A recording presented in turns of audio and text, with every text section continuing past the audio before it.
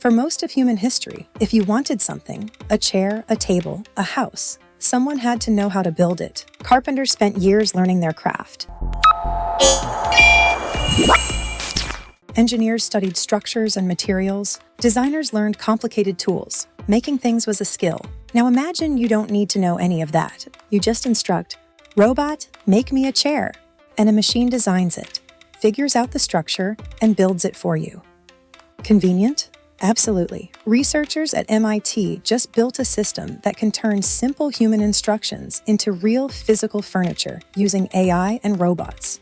And honestly, when I first read about this, one thought kept coming back to me. We are almost close to the moment when ideas instantly become objects, and it will become normal in a few years. Why designing objects is still weirdly hard. So here's something most people don't realize. Almost every object around you started inside CAD software. CAD stands for Computer-Aided Design.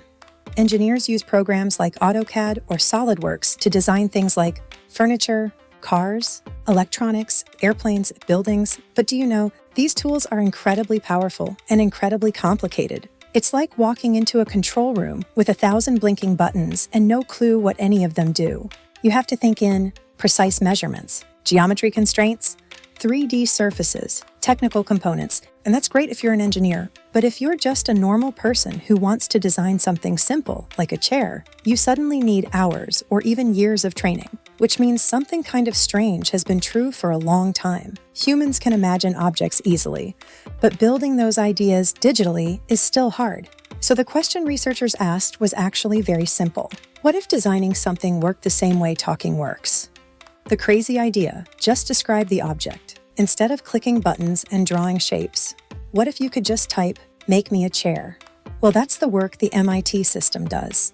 You give the AI a prompt like that, and the first thing it does is generate a 3D version of the object. Think of it like those AI tools that generate images from text. Except instead of making a picture, it builds a 3D model. Longing for a late-night conversation? Remember the thrill of talking for hours?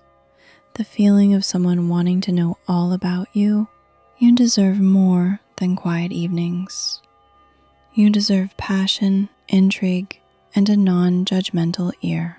Nomi is the most emotionally intelligent AI, ready to explore whatever is on your mind and build a unique, intimate bond just between you two. Find the link in our comment section and let a new kind of conversation begin. So now the AI has the shape of a chair, but that's only half the problem, because designing something is one thing. Actually building it in the real world is a whole different and difficult challenge. The part that makes this really interesting. To actually build an object, the system has to understand how the parts should work together. A chair isn't just a shape. It has to support weight. It has to have a surface to sit on. It needs a backrest for leaning. And this is where the system uses something called a vision language model.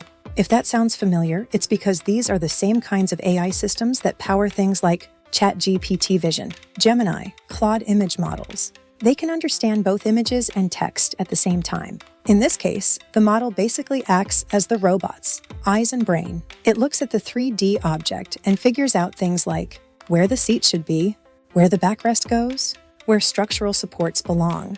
For example, it might reason like this. Humans sit on chairs, so the seat needs a solid panel. Humans lean back, so the backrest should also have a panel. And then it labels those parts accordingly. So instead of randomly placing components, the AI is actually making functional design decisions, which is honestly pretty wild, because that means the AI isn't just generating shapes, it's starting to understand how objects are used. The human still has control. Now, here's something I really like about this system. You're still part of the process. You're not just watching a robot make random furniture. You can refine the design. For example, you might say, only put panels on the backrest, not the seat, or change the color of the particular part. And the AI adjusts the design. This creates something researchers call human-AI co-design. Basically, the human provides the ideas and taste. The AI handles the technical complexity. And honestly, that feels like the best version of AI tools, not replacing creativity, but removing the frustrating technical barriers that get in the way. Then the robot actually builds it. Designing is only the first step. Once the design is finished, the system sends instructions to a robotic assembly machine. And this robot builds the object using prefabricated modular parts. Think of them like smart building blocks. There are two main types: structural pieces, frames, and supports. Panel pieces, flat surfaces. The robot assembles them into the final object. In the experiments, the researchers use the system to build things like chairs, shelves. And here's a cool part. The pieces can be taken apart and reused. So if you get bored of your chair, you could theoretically turn those same parts into something completely different. Less waste, more flexibility, which is honestly a really interesting direction for manufacturing. People actually preferred the AI designs. The researchers even ran a user study to test how good the designs were. They compared 3 approaches. One design placed panels randomly, another placed them on every upward surface, and the third was the AI reasoning system. Over 90% of people preferred the AI designs, which means the system wasn't just producing random structures. It was producing designs that actually felt more logical and usable. And when researchers asked the AI to explain its choices, it gave reasoning like, panels are placed on the seat for sitting and on the backrest for leaning. That's surprisingly human logic, where this could actually go. Right now, this is still an early research project, but it hints at something really interesting about the future.